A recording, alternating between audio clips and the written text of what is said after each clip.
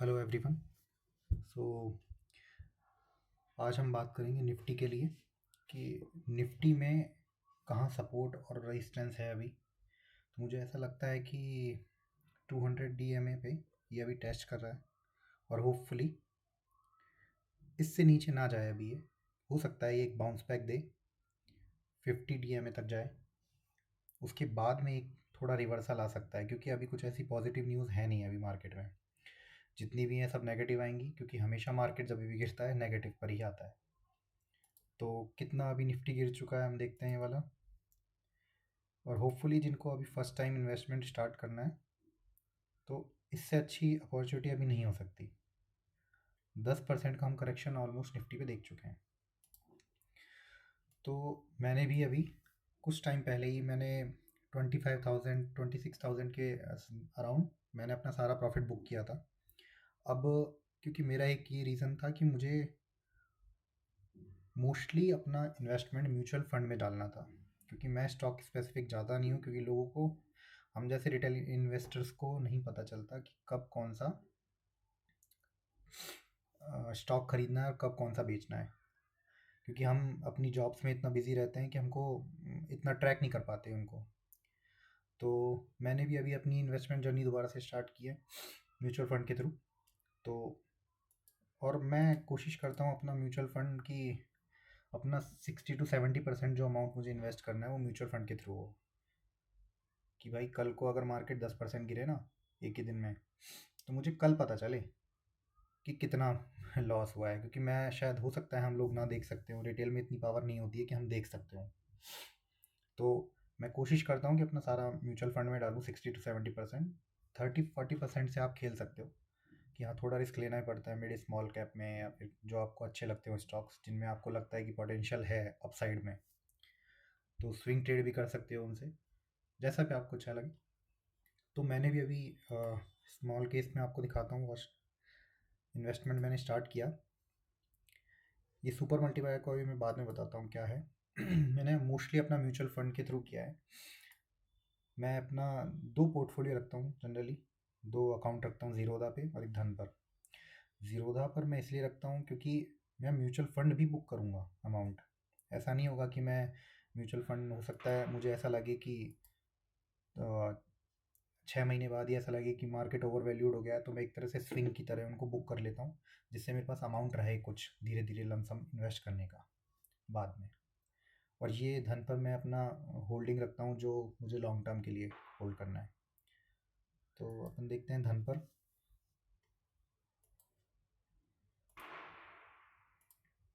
Mutual fund में, लोग कहते हैं कि 2 या 3 म्यूचुअल फंड रखने चाहिए, ज़्यादा डाइवर्सिफाई नहीं होना चाहिए, लेकिन मुझे ऐसा लगता है कि जिस तरह से म्यूचुअल फंड परफॉर्म करते हैं, तो म्यूचुअल फंड भी, जैसे अब इस टाइम मोतीलाल ओसवाल अच्छा चल रहा है, उससे पहले क्वांट के जितने फंड थे वो ये वाले क्वांट के small cap, large cap, mid cap, flexi cap, even ELSS भी, ये सब बहुत अच्छा रिटर्न दे रहे थे। अब मोतीलाल ओसवाल दे रहा है। तो मुझे ऐसा लगता है कि हर कैटेगरी के मुझे दो दो फंड रखने चाहिए, कि कल को 10 साल बाद में ये ना हो कि क्वांट परफॉर्म ना कर पाया और मोतीलाल कर दे, तो कम से कम मेरे पास 50-50 चांस रहते हैं कि दोनों में से कोई एक तो परफॉर्म करेगा अच्छा। फ्लेक्सी कैप में पराग पारिक, ऑब्वियसली पराग पारिक तो हर किसी के पास होना ही चाहिए अगर फ्लेक्सी कैप में है तो। एक निपॉन इंडिया स्मॉल कैप, इसमें दिक्कत ये है मुझे कि इन्होंने लमसम अमाउंट बंद किया हुआ है, ओनली SIPs अलाउड है। लेकिन इसकी भी एक ट्रिक है कि आप स्मॉल कैप में इसमें कैसे आप लमसम इन्वेस्ट कर सकते हैं, वो भी मैं आपको किसी और वीडियो में बताऊंगा। मैंने जितना भी अमाउंट किया है कभी SIP में नहीं किया, मैंने हमेशा लमसम ही डाला है, तो 45,000 इसमें डाला है। स्मॉल कैप में एक और होगा मेरे पास फंड, जो कि है क्वांट स्मॉल कैप, इसमें मैं 53,000 करा है। मैं कोशिश कर रहा हूँ कि स्मॉल कैप में पोजीशन धीरे धीरे बिल्ड करूँ, लार्ज कैप मिड कैप में मैं कर रहा हूँ धीरे धीरे। और मैं इंडेक्स फंड में भी हूँ। इंडेक्स फंड में मेरा अल्फा 50, आपने देखा होगा जितने भी जैसे डिक्सन हो गया या फिर कोचिन शिपयार्ड, जितने भी स्टॉक्स भागे थे ये सारे अल्फा 50 के अंदर थे इंडेक्स फंड में। ठीक है, तो ये रिटर्न भी अच्छा जनरेट करता है, तो डाउन साइड भी इसमें बहुत अच्छी है। डाउन साइड अभी देखिए 12-13% है, मैं हो सकता है इसको एवरेज भी करूँ। मैंने इसमें डाला भी है कुछ अमाउंट, अभी वो ऑन एन एवरेज होकर 8 या 7% रह जाएगा इसमें लॉस। मैं अपना धीरे धीरे अमाउंट डाल रहा हूँ इसमें। एक ELSS फंड रख रहा हूँ पराग पारिक का। मुझे पराग पारिक पे थोड़ा ज़्यादा भरोसा है, सेफ्टी से चलते हैं ये लोग, ये ज़्यादा AUM ग्रोथ पर ध्यान नहीं देते हैं इतना। मुझे मुझे चाहिए कि मेरा पैसा सेफ रहे, चाहे कम रिटर्न मिले, 10% 11% रिटर्न मिल जाए ईयरली, लेकिन सेफ रहे वो पैसा लॉन्ग टर्म पे। क्योंकि ELSS जनरली हम PPF में ना डाल के ELSS में इसीलिए डालते हैं जिससे ग्रोथ ज़्यादा हो लेकिन सेफ रहे वो अमाउंट। एक निपॉन इंडिया का मल्टी कैप लिया हुआ है मैंने फंड। आप लोग ये सोच रहे होंगे कितने सारे फंड क्यों लेता हूँ। मेरा यही है कि मुझे डाइवर्सिफाई ज़्यादा रखना है, क्योंकि मुझे एक जैसे क्वांट की न्यूज़ आई, अभी न्यूज़ आई थी क्वांट, उसके बाद में अंडर परफॉर्म कर रहा है। उससे पहले एक्सिस की न्यूज़ आई थी, एक्सिस उससे पहले बहुत अच्छा परफॉर्म कर रहा था, लेकिन अब दोबारा से एक्सिस में कोई परफॉर्मेंस नहीं है 2 साल से। तो कोशिश करो कि अपना फंड 3 या 4 AMCs के अंदर रखो, जिससे आपके चांसेस ज़्यादा रहें परफॉर्म करने के बाद में।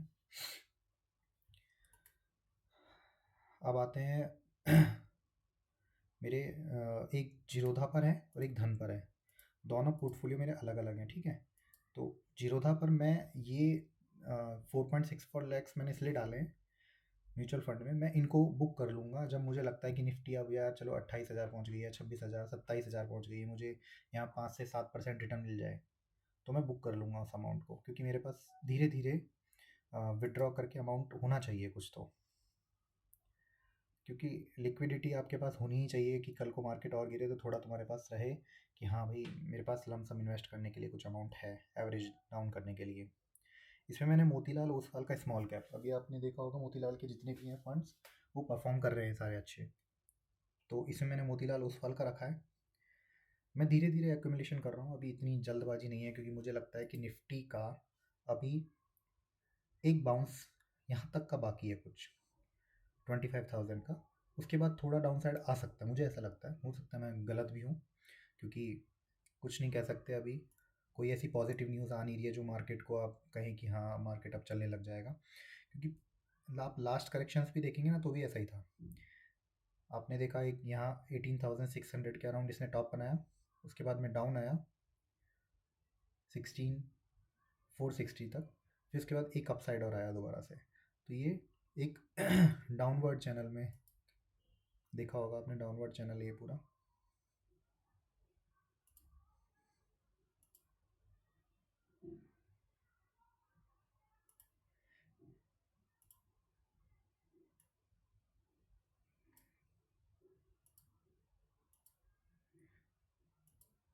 ये एक डाउनवर्ड चैनल था, तो मुझे ऐसा लगता है कि ये यहाँ पर भी सिमिलर ही कुछ ऐसा बना सकता है। देखो कोई भी नहीं चाहता है कि बने ऐसा पैटर्न, लेकिन यू नेवर नो कि क्या हो सकता है। तो हमेशा वर्स्ट के लिए तैयार रहना चाहिए, क्योंकि अगर नीचे आता है तो अच्छी बात है, अपॉर्चुनिटीज़ ज़्यादा होंगी आपके पास कलेक्ट करने के लिए अमाउंट होगा तो। नहीं है तो अगर आप कुछ इन्वेस्ट कर ही दें यहाँ तक, तो आपके पास इतना होना चाहिए कि अगर 100 रुपये आपके पास में है तो कम से कम 50% तो आपको डिप्लॉय कर देने चाहिए थे अब तक यहाँ पर, ठीक है। उसके बाद धीरे धीरे अक्यूमुलेशन करते रहें अगर नीचे जाता है तो। म्यूचुअल फंड में मैं क्वांट के इसमें देखते हैं, देखिए बहुत सारे फंड लिए हैं मैंने, क्योंकि मुझे ऐसा लगता है मैं धीरे धीरे इनको रिडीम करता रहूँगा। अगर इसके अंदर मुझे 5 से 7% 10% भी मिल जाएगा तो मैं रिडीम कर लूँगा फ्लेक्सी कैप को। ये मेरा स्विंग का है अकाउंट एक तरह से जीरोधा पर। धन पर मैं अपना लॉन्ग टर्म पोर्टफोलियो बना रहा हूँ, इसमें मैं ETF भी मैं निफ्टी ETF भी कलेक्ट करता रहता हूँ। मैंने अभी तक, मुझे मेरा ये टारगेट है 1000 क्वांटिटी मेरे पास निफ्टी ETF की होनी ही चाहिए। वो मैं धीरे धीरे अकोमोलेशन करता रहूँगा, लेकिन मुझे 1000 का टारगेट है, क्योंकि हो सकता मैं अपने 10 साल के लिए कर रहा हूँ एक अकोमोलेशन। कोई ऐसा नहीं है कि मुझे आज 422 है तो कल ही 500 कर देनी, जब मौका मिलेगा तब। लेकिन मैं, मेरा टारगेट है 1000 क्वांटिटी का, जो कि मैं यहाँ पे शेयर करता रहूँगा। हर 1-2 महीने में वीकेंड पे आता रहूँगा मैं बीच बीच में वीडियोस लेकर आपके लिए।